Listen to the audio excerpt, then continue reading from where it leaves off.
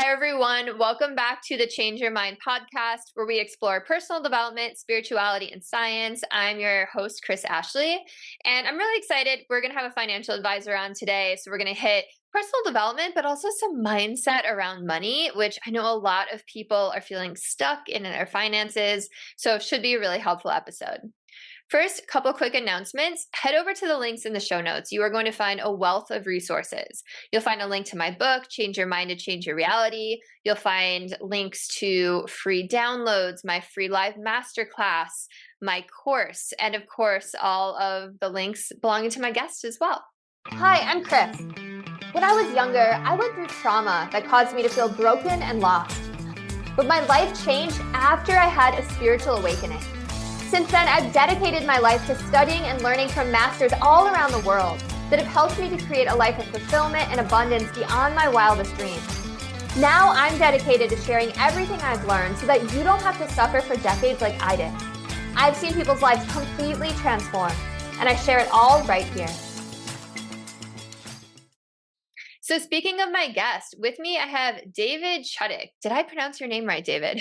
You actually did. So you get a Amazing. star.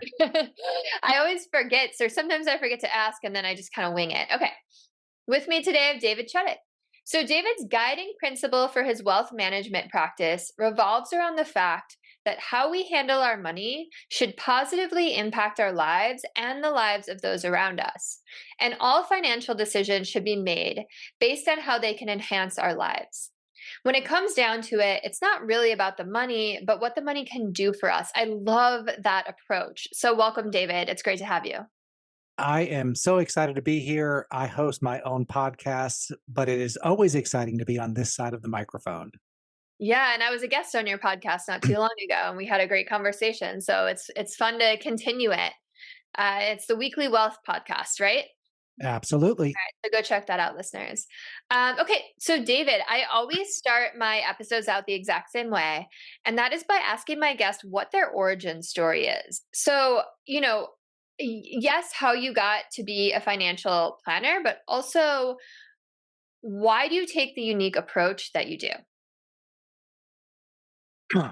Wow. So you're going to make me think and get deep in the beginning, which I love. Yeah, So let's make some people get emotional. Let's do it. let's get emotional. So growing up, I didn't realize that hearing things like we can't afford that or those rich people, I thought that's what like all kids heard in their families, and that money was just always a limiting factor. That's just what it was. It was part of life, and there was never going to be enough money.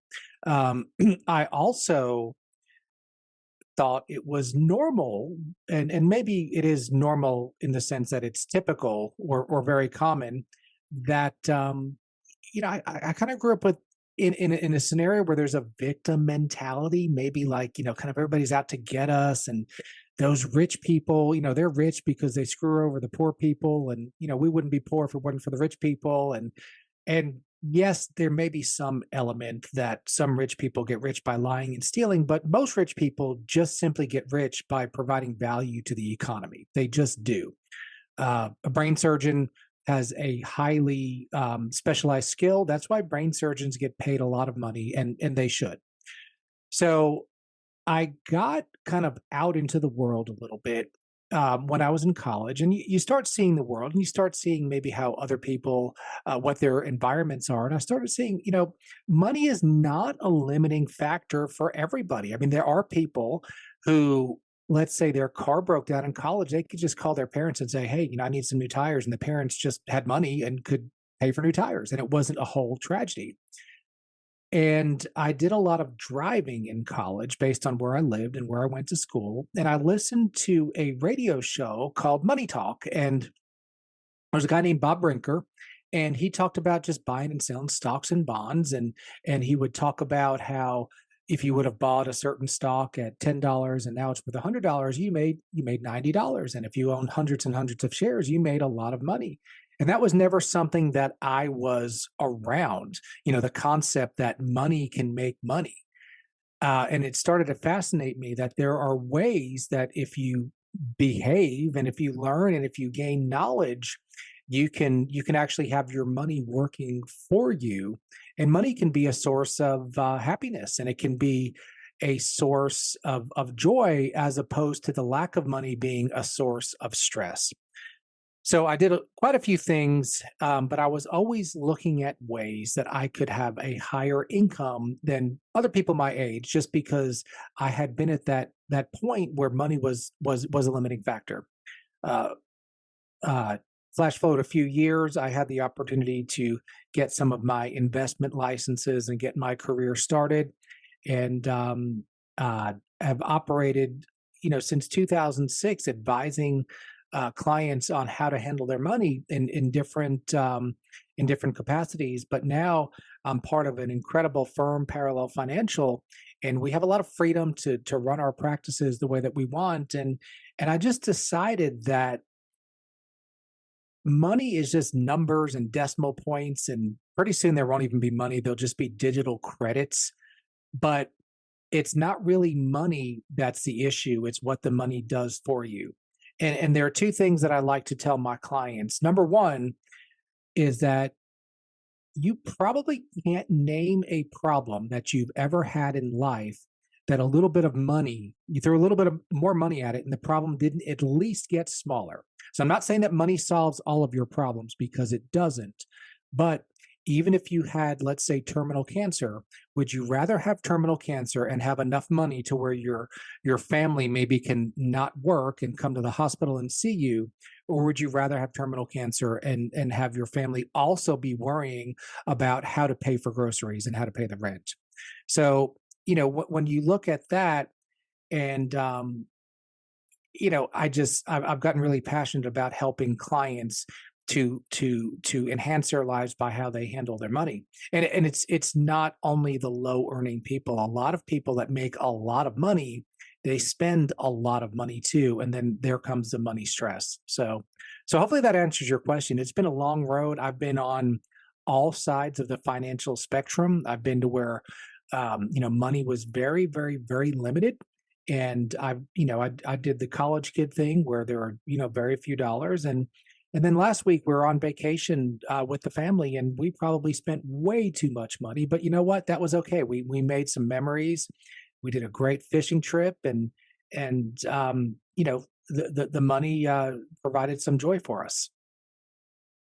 Thank you so much for sharing that. I think it's so important because what we hear growing up becomes our filter, our lens, and we, without even realizing it, adopt the beliefs and the opinions of the adults that we grew up around, Mhm. right? And I was the opposite. My parents like lived off of interest in like the 80s. So, and they just bought CDs, right? So I was like very exposed to stocks and all of that, but so many people aren't. And I hear really similar to what you were saying, so many people out there blaming the rich for their problems, right? Or just thinking that they're evil or that money is evil. But money is a tool. Money is a symbol of freedom, like you so eloquently were saying. And it's really about that mindset, right? That lack mentality versus an abundance mentality. So how does someone shift their mindset around money when they have those deep rooted seeds from their childhood? I think the first way anybody changes anything is you have to look in the mirror and say, what about me is good? And which of my habits or which of my thought processes serve me well? And which of my thought processes don't serve me well? And I think those are some really good questions just to ask ourselves. And when we're not going to get political. I'm not going to tell you who to vote for, but there are a lot of people who they spend most of their day angry at the other political party, whichever the other party is. Now, I don't think that serves us well to be angry and highly upset with people who voted for a different candidate or a different party. So that's an example of just saying, does this serve me? Does this give me a better life? And then if you look at, we all go through times in life where for lack of a better term, crap happens, and maybe money is not as plentiful, or maybe you get laid off, or the economy happens. But if you're in your 40s and 50s and 60s and you are always broke, that's on you. And I say that with love, because and I guess maybe what I should say is it's on you to find the answers on how to no longer be broke. Life happens. Some people, you just said your parents lived off of interest. So you were born with a little bit of a head start financially from where a lot of people were born. And that's a beautiful thing. It's nothing to be ashamed of. And you probably learned a lot of good financial lessons, but not everybody has that. And when you get into adulthood, there comes a point where we all have to say, yeah, maybe my childhood wasn't perfect. Maybe my parents weren't perfect. Maybe I was instilled with some attitudes that were not beneficial to me. But now I'm 30, I'm 35, I'm 40, I'm 45, and these thoughts, they just don't serve me well. So how can I find some different thoughts? What podcasts can I listen to help me think differently? What books can I read? What people can I surround myself by? And yeah, so that's where I think we all need to start, is by looking in the mirror and asking ourselves what parts of us don't serve us well. I like your answer a lot because we live in a time where knowledge is just everywhere. Yep. There are so many books written, there's so many podcasts, there's so many YouTube channels. I'm reading Tony Robbins' Money Master the Game right now. And there's just so much information out there available that it really is on you if you're not it's not your fault, the situation you're in, but Hmm. it's like, I say that with people who have gone through difficult times, because everyone does, right? Like, your trauma or your past isn't your fault, but your healing is your responsibility, right? And it's the same kind of thing. Like, it is your responsibility to fix it if you're complaining about it, if you're unhappy with it, if you're not feeling fulfilled with where you are in life. So I appreciate what you said. And this podcast is all about personal development, and sometimes it's hard to take that look in the mirror, but if you're not honest with yourself, Hmm. you don't have that baseline, right? Yeah, there's a lot of blaming out there.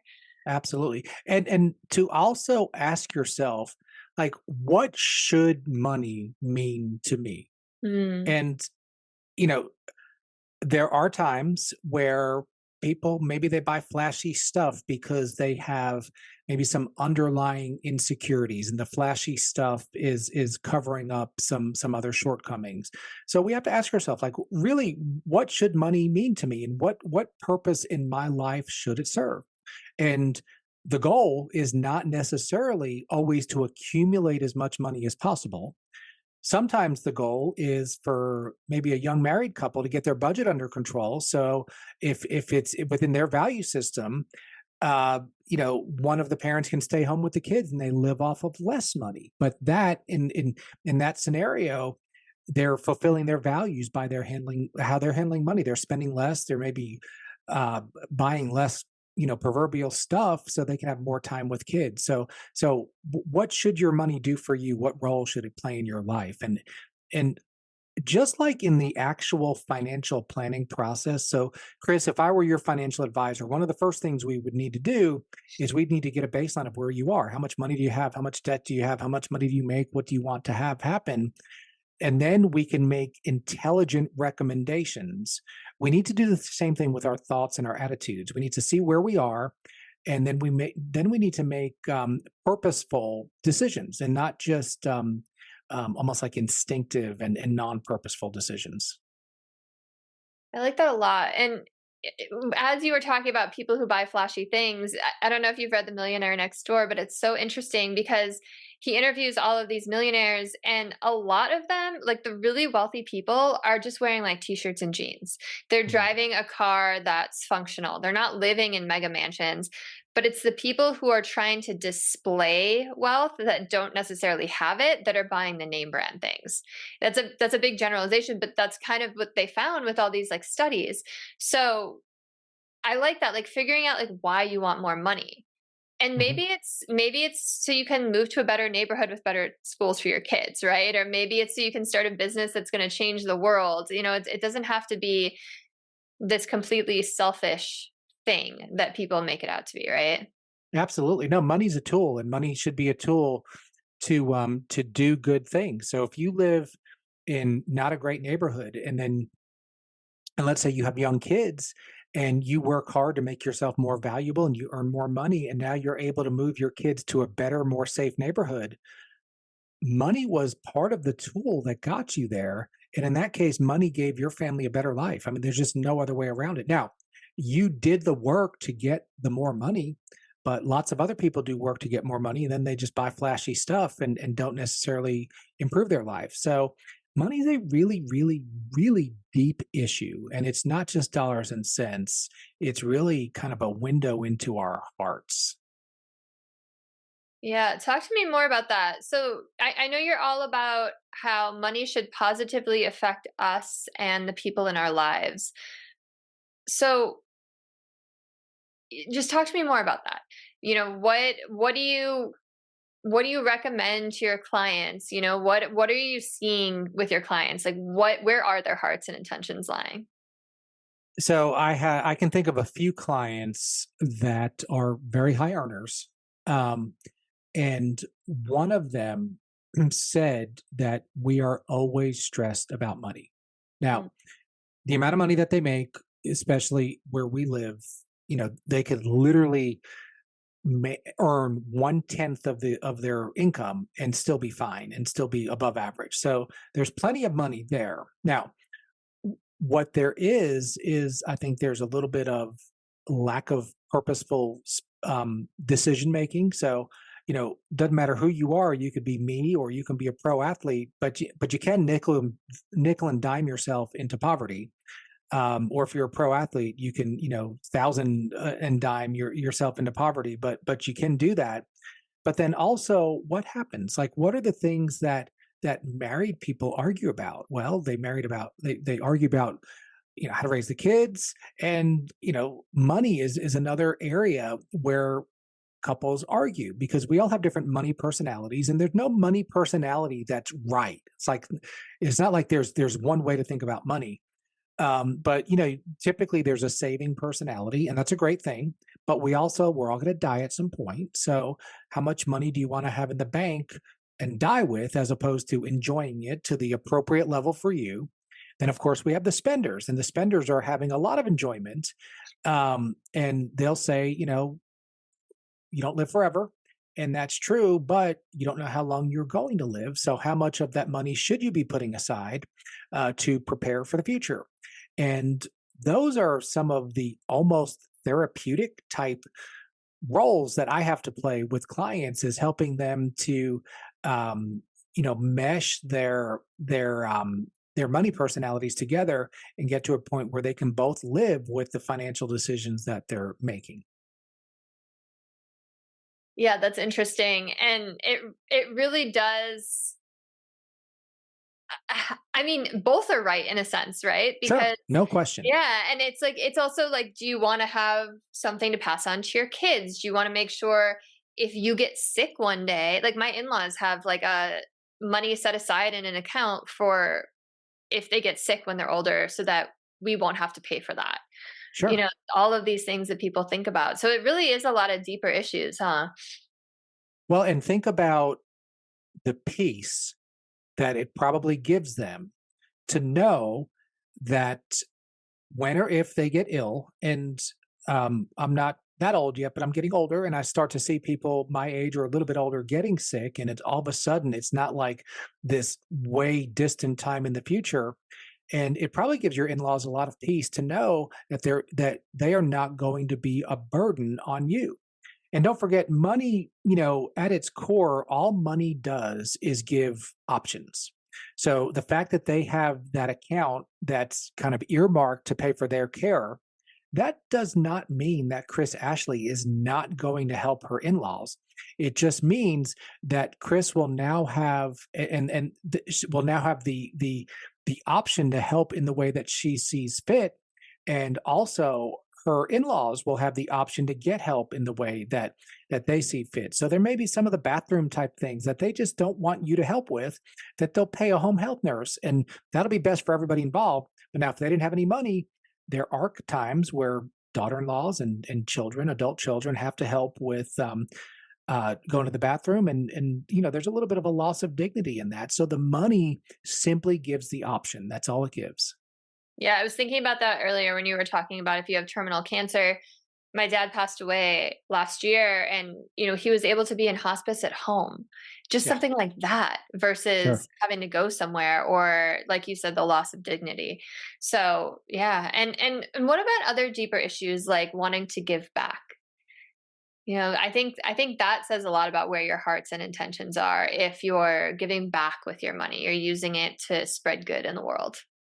Yeah, so they say that money will amplify who and what you are. So if you're a jerk with a little bit of money and you get a bunch of money, you're going to be a bigger jerk. That's just because in a lot of ways it allows you to do that. If you are generous, you're going to tend to be more generous. Now that's not always the case, but again, we have to look at what is it about our personality? What is it about our thought processes that serve us well? And we're told, at least in my faith, to love the least of these, and to to help everybody, and I think that that's important. But it also speaks a little bit to your our mentality. We can either have a scarcity mentality or an abundance mentality. So if I have a scarcity mentality, and if there's an organization that I really believe in, or if there's an individual that needs my help, and if I believe that there's only a finite amount of money, and if I help Chris out, if I have $100, I give her half of it. There's no more money, so I'm just going to be poor. Or I might believe that there are blessings that come when you're generous. I might believe that it would be worth it, maybe for myself, to sacrifice so that somebody else can have some sort of help. So there are a lot of different ways to look at generosity. But for me, um, I've always thought that there have been times where I needed help, and I would love to think that if I ever did need help again, there'd be somebody else out there that would help, because there are generous people exist. And I think that in many ways, the giver benefits more than the receiver in a giving scenario. Because to me, when I do it right, giving feels good. I mean, you feel like you've helped, and I think that's really, really important. I think it's one of the reasons we're on this planet, Mhm. personally, to help each other, right? They Sure. say NDE survivors are not asked, how much money did you have? What kind of car did you drive? They're asked, how much love did you give? How much did you help other people? What did you learn? You know? So, none of us are leaving this earth with our possessions, right? With our That's true. earthly possessions. So it's interesting, these different mentalities that you were just talking about around generosity and giving. Have you seen that actually play out with clients? Like the clients who have that mentality that the more I give, the more I'm going to get back, and seen that actually take place? You see both. You'll see people who will say y- some version of "I can't afford to give," and they may have a $2 million portfolio, but that could be that scarcity mentality. Um, and sometimes people maybe instinctively know, like when they first start giving, they know that they're going to be led to give more, and there's a little bit of fear in that. I think is just a human nature. But yeah, I've seen people, and giving is a big topic that we talk about, and in some cases we talk about strategic ways of giving, because there are tax efficient ways to give, but at its core, um, people tend to be better people when they're giving with a good heart. Now, there are cases where rich people give money so their name could be on the sign, or they have a building dedicated to them, and there's not necessarily anything wrong with that, you know, depending on the giver's heart. If their heart was really doing it so they could have a building named after them only, then maybe that's a little bit shallow. But if their heart was really just trying to give, and as a result they got some recognition, maybe that's not so bad. So, nobody knows what's in anybody else's heart. Sometimes we don't even know what's in our own hearts, or what's in our hearts might be somewhat conflicting. So it can be a really, really, really deep subject. Yeah, absolutely. My dad, I just think about my dad, he donated to everything. Literally, like he couldn't even pass a homeless person on the street without giving money. And his heart would just break seeing people on the street, it makes me think of that Tony Robbins quotes, like, if you can't give 10 cents on a dollar, you're not going to give a million on 10 million, right? It Yeah, goes back to, like yeah. you said, money just amplifies who you really are. Yeah. So did your dad ever have a time of financial stress or financial downturn? Listen to this. My dad grew up dirt poor in Chicago. He was born in a two-bedroom apartment that he shared with his mother, his father, his brother, his grandmother, his uncle, and they had a boarder. Wow. He had nothing. And Wow. he was like a serial entrepreneur. He started businesses and they all failed, right? He started a plant shop. He sold nuts and bolts. He sold paint. He sold pots and pans in Mexico for like 3 years. He lived down there. And then he finally started a business that just worked.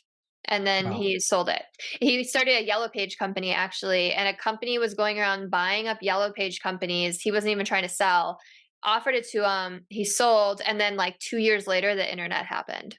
Oh, If that wow. if that hadn't happened, like he would have gone bankrupt. So my dad started out with nothing. Nothing at all. Wow. So yeah. And he was super savvy about money. Like I said, he taught me all about stocks and he bought a lot of CDs and that's kind of how they lived for a long time. But yeah, it's all about like what's in your heart, like you said. Yeah. Yeah. Well, and I think that we all hopefully get to places in life because of the person that we are. And I think if you're a generous person, you just tend to attract, there's the spiritual side of like blessings, but then also like if Chris is just a selfish jerk, like I don't want to go into business for you with you, or I don't want to be your employee, or I don't want to be around you. So like you would never benefit from anything that I could ever do for you. But if you're just a good person and you're generous, and I see that you think about other people and you're successful and you make money and you have nice stuff for yourself, I think people around you are just going to benefit you more because you're like a valuable human being that's not just thinking about yourself. And I'm sure most listeners out there can think of one or two or three people in their lives that are just selfish jerks. And who wants to kind of be on that proverbial deathbed and think that nobody's on the deathbed and says, "Man, if I would have just not given that homeless guy that $10 bill, my life would be much better." I mean, most people are thinking the opposite. I know I should have given more money to the United Way, and I know maybe I should have given more to the church, or I should have, but I didn't, and I wish I would have. So, I'm guilty as charged. I mean, I'm not as generous as I should be, but I think it's something that we should all strive to do as much as we possibly can. Yeah, it's so true about people have more regrets on their deathbed and everything you said before that is true about, the kind of person you are. And I feel like the older I get, the more I'm recognizing that as well.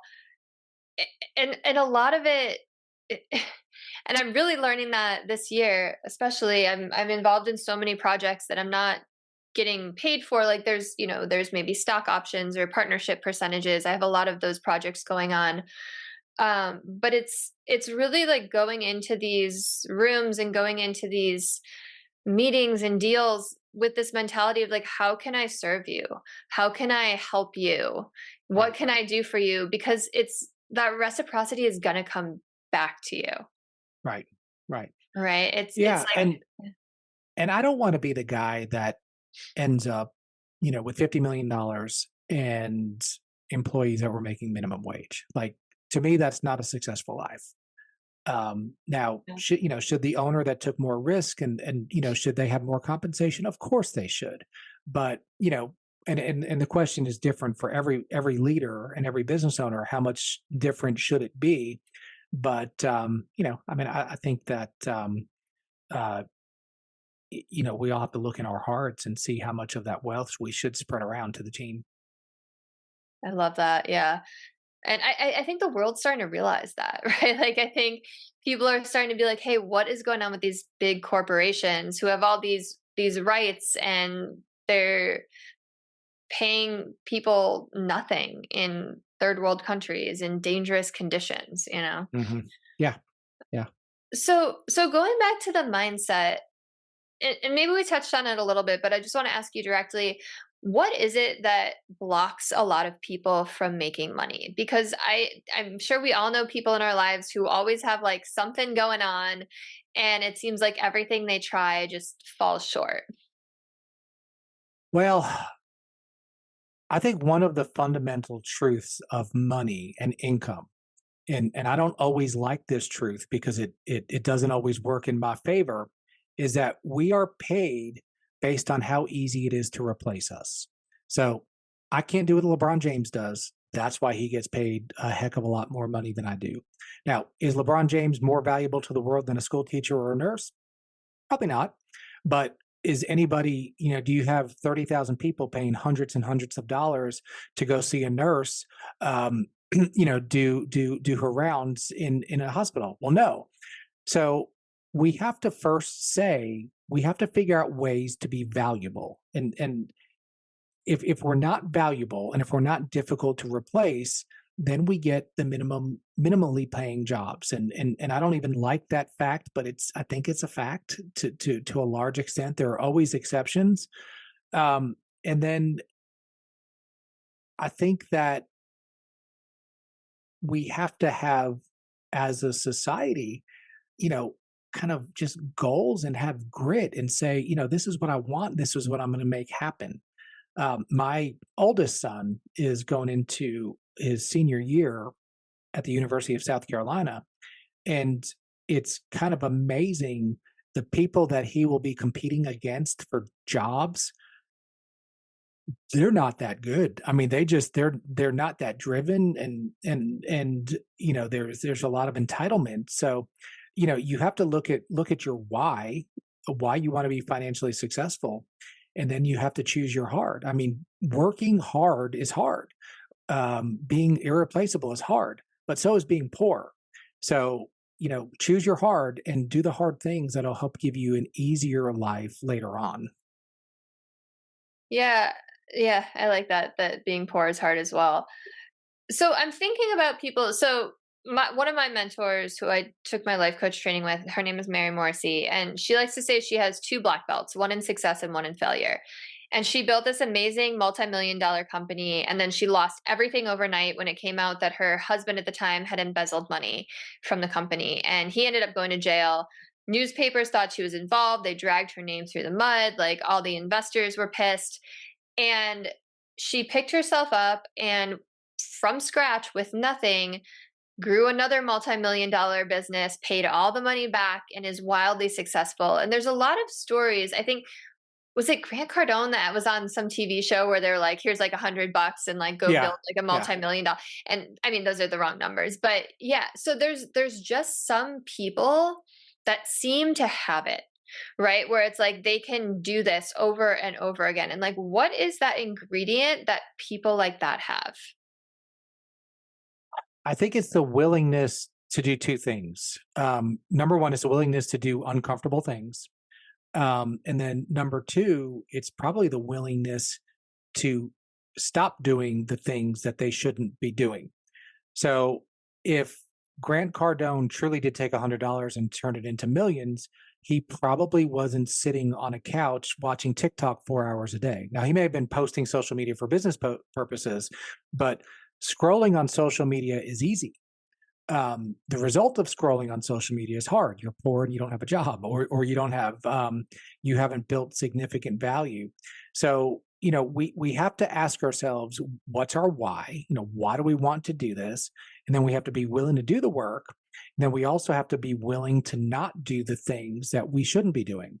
And that could be anything from mindlessly scrolling on social media to, let's say you're a business owner and the budget's a little bit tight, but you just know that you need to hire an assistant to do some things because the owner doesn't need to be running payroll and paying bills and answering the phones.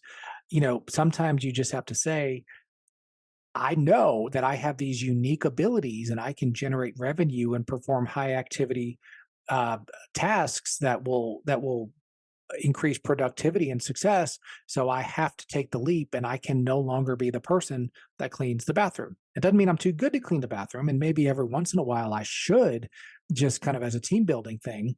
But ultimately, we all have to look at, like, what are the few things that I can do that will generate revenue and generate success. And those are hard to do because sometimes, I know a lot of business owners that they have like this badge of honor that I work 90 hours a week. Well, first of all, nobody can actually work 90 hours a week. You can be at the office, but you're not actually working, or you can't do that prolonged. I mean, maybe for a project or two. So, but what's uncomfortable, because it makes a business owner come to the conclusion that they're not all that incredibly important, is when a business owner can say, um, I am going to start delegating things to people who are better at those things than I am. And typically, the business owners are not great at administrative tasks. They're not great at organizing, things like that. And when they get to the point where they're willing to hand those things off, they can have success. So hopefully that answers the question, at least on the business owner side. Is you got to do hard things that will produce high results, and then you have to not do the things that won't produce results. And then I think we all have to just get rid of the victim mentality. Life is hard. Um, Life is not fair, and we have to just figure out ways to succeed. And yes, it is easier for some people to succeed. I mean, I think some people are just smarter and more driven. If you told me just to go work hard and play in the NBA and I could do it, I'm like, no, I can't. I'm like 5'8". I just don't have the tools to play in the NBA. So that's, you could say that's not fair, right? Why did God not give me the ability to dunk a basketball? Well, he didn't, but he gave me other abilities. So we got to find our abilities. And we just, the victim mentality, I think, just we need to have an empowered mindset that we control a lot more of our future than we actually think that we do. I love everything you just said. I really appreciate those answers. I loved that you touched on victim mentality, and I want to talk a little bit more about that in a second. But you said something else earlier that I want to ask a question about when you were talking about uh, hiring that assistant to answer the phones and do the admin work, even if the budget's tight. And that made me think about taking risks. And I think about my husband. He's the president of a company, and the CEO is just this badass woman.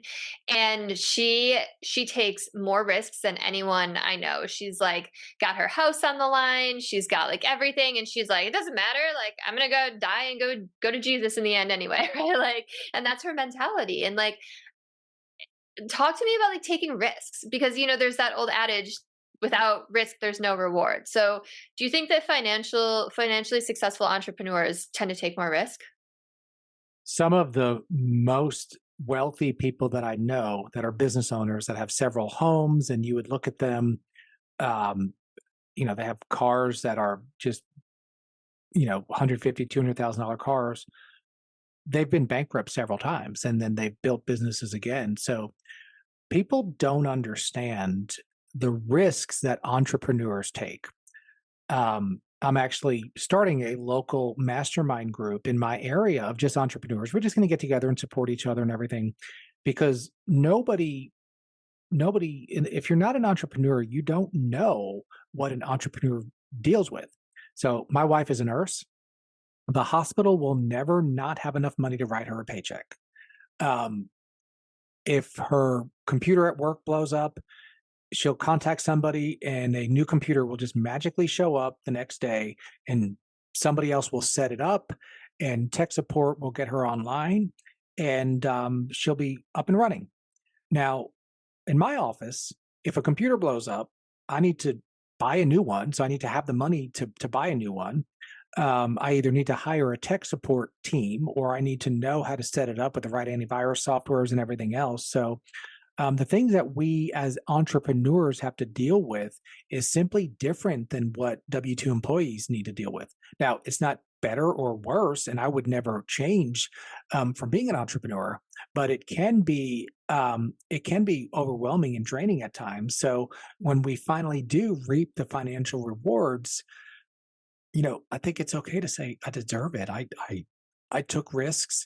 There was a chance I could have lost my house because literally, um, oftentimes entrepreneurs are personally guaranteeing debt. And if the sales don't come in, that entrepreneur still has to pay that debt off. So it can be overwhelming to a very, very large extent. Yeah, totally. And you just touched on exactly what we were talking about before with how some people just have that, where people who have lots of money and they've been bankrupt several times and they come back. And I think it just all speaks to this mindset and all those things they're willing to deal with and also let go of, like you were saying earlier.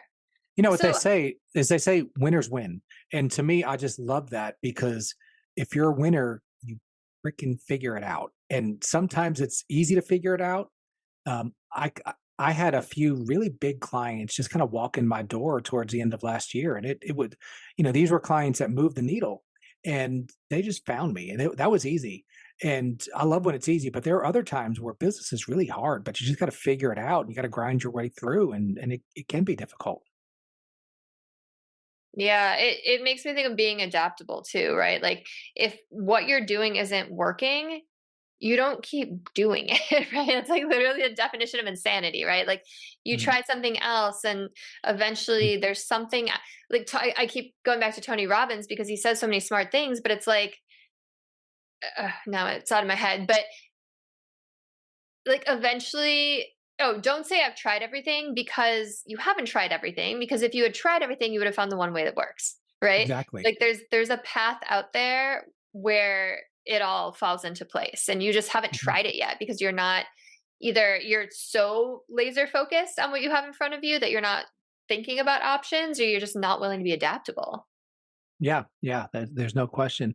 I interviewed on my podcast a guy named Doug Mitchell, and he owns a company called Building Great Sales Teams, and he's a sales trainer. And we were talking about how um, there's a prevailing notion that in today's world nobody wants to work. So and every generation says, "Oh, these young people, they don't want to work. Nobody wants to work, and people only want to work for six figures right out of high school, and that's just not reasonable." And he said that's not really the question. The question that you should be asking is, why does nobody want to work for me? And what can I do at my organization to attract quality people? Because there are organizations that have quality people. So quality people do exist. But if you're not attracting them, again, that's the look in the mirror factor. Now, have there been periods in history where it was easier to find quality people than other times? Of course, no question. But still, there are companies that don't have as big of labor struggles as other companies. And you have to ask yourself why. Yeah, absolutely. So let's go back to the victim mindset. So many people are like, oh, the 1%, or oh, the government, or, there's all of this blaming. Have you noticed? Well, I guess just comparing their mindset to someone who has a really abundant mindset, what have you noticed? Have you noticed that those people never really move forward? Do they eventually kind of accelerate? Like what are the trends that you've seen? One of the trends is if you think about all of the truly successful people that how many of them are posting on social media like 15 times a day? Probably not that many, unless it's like business related. I think social media has created a need for a lot of us to to um, put like our highlight reel forward. So then what happens is we see, your friends who are quote always on vacation and have nicer cars, but you never know like the backstory to anybody's finances. And trust me, I've seen people that you would think are incredibly wealthy that literally couldn't come up with a couple $100 because their their income may be $80,000 a month, but their expenses are 79,500. And if anything goes wrong at all, they have no money. So I think that social media has created this whole like comparison mindset, which I think is evil. I think social media has a lot of, I mean, yeah, there are some positives to it. And you should actually join the Weekly Wealth Podcast Facebook group. That's a positive part of social media. But I think that social media creates a lot of comparison, and you'll never compare favorably with somebody else's highlight reel that is only the best of what they want you to see. So then you start thinking, well, all these other people have more stuff than me, nicer stuff, and they just got it because it can't possibly be because they work harder. It has to be because they were lucky. So if I wanted to have the biggest building in my town, I could do one of two things. I could work really, really hard and I could build a tall building. I could take some risks. I can borrow money. I could learn how to do construction. I can build the tallest building, or I can build a medium-sized building and just knock yours over. And it's much easier to build a small building and knock yours over. And now mine is the biggest. So, sometimes I think we just need to ask: is that are those other people, number one, are they truly successful? And if they are truly successful, what are they doing that I'm not doing? Because I'd like to be truly successful as well. Yeah, success leaves clues, right? One of the It best does. quotes ever. Mhm. Uh, yeah, and I think what you're speaking to is so important that people will cheer you on as long as you're not more successful than them, right? And then as soon as you become more successful, that's when they turn on you because it reminds them that they're not successful, right? That they're not doing it. So, yeah, you're over there nodding. Talk to me about it. Well, a couple years ago, um, when my car was newer, I got a couple years worth of free services, oil changes, and such at the dealership. And at times, they would give me a loaner. So one time, they actually gave me a Range Rover as a loaner car, and I don't drive a Range Rover. So first, I was thinking, cars can't make you happy. Then I was like, yeah, no, this car might be able to truly make me happy, which is not true. But so I live about 30 miles from the dealership. So conveniently, I told the dealership that, I had to go back to my house and I couldn't make it back to drop the car off that night. So I got to keep the Land Rover for a day or two. And it was amazing. Like how many people said, "Oh, look who's rich now." And I was like, "Oh, look who's judgmental. It's not even my car." There was one guy that I actually consider a friend that owns a business, and he said, "I should be charging you more since you're so rich." And I said, "Not my car. I give it back tomorrow." So there was like an automatic feeling of jealousy for something that wasn't even real. It wasn't even my car. I don't have $150,000 car, but when people saw that, they automatically, quite a few people had to just bring in some form of almost degrading me for having something that was expensive. And the joke was on them because it wasn't even mine. But if you have a crappy car and if I have what you perceive to be a really nice car, again, you can ask yourself, what are the things that over time you could do that would give yourself the ability to financially be able to afford a better car? Or you can just, in some way, shape, or form, say that I'm a bad, selfish, horrible person because I have a nicer car than you. And those are some of the mind games that we need to play with ourselves. That's wild. Hmm. That's like watching a live psychology experiment unfold in front of you with people you know. Hmm. Yeah, yeah. I mean, I got Yeah. quite a few people that, said some things that were kind of sarcastic and not that nice about a car that wasn't even mine. So, That's crazy. I think I brought this up on your podcast, and it's an example that I keep talking about, and I'm not going to be able to talk about it for too much longer because it's like a historical event that's almost out of people's minds now. But when that submersible hmm, went down to look at the Titanic wreckage, is that what it's called? A submersible? It yeah, wasn't a yeah. submarine. It went down to look at the Titanic wreckage, and it was a bunch of very wealthy people on it and a kid, right? Like, uh, regardless, and it imploded, and we found out later they had this like horrible death. They knew it was happening. They could hear the cracks. The thing like plummeted, and just awful, like heartbreaking, Hmm. awful. All these news outlets were posting about it on social media, and the comment sections were just freaking horrific. It was like, "Oh, good, some billionaires are dead." Like, "Kill the rich, eat the rich." All these things. Screw the rich. And it was just like these are people's lives. And it's like, do you think any of those people posting those comments are going to get wealthy with that kind of mindset? Like, no, of course Yeah. not. Yeah. No, It was I unreal. agree. It's Yeah. disgusting. Yeah. And I also think that people that are very valuable to the marketplace, I don't think they have the time to sit and comment on social media articles anyway. So I think there's a lot we can all learn from that. Is it's easy to be a keyboard warrior, but ultimately, social media. I think we're all pretty well served to limit it to some extent. Yeah, I think it was Brene Brown had that speech about like if you're not in the arena doing the damn thing, then like your opinion doesn't even matter to me. Right. Like Right. Yeah. Yeah. I posted some little like TikTok short about internet trolls because I was genuinely curious, like what is it that they're getting out of it? Because, when people are, I almost feel bad for people that there must be so much pain or fear in their life or unhappiness that they have to sit out there and just degrade others and attack others and bring others down. And I remember I got a comment on it and it just blew my mind.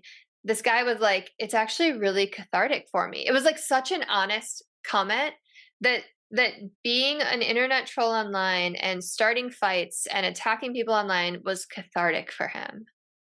And I just thought, wow. Like, thank you for your honesty. But it just says so much about that person's life that that's what he needs to do to feel better. Yeah. Yeah. No, and the internet's not real, and social media is not like the real world. So I think we'd all be more better served to interact in real life as opposed to the internet. But who am I to say?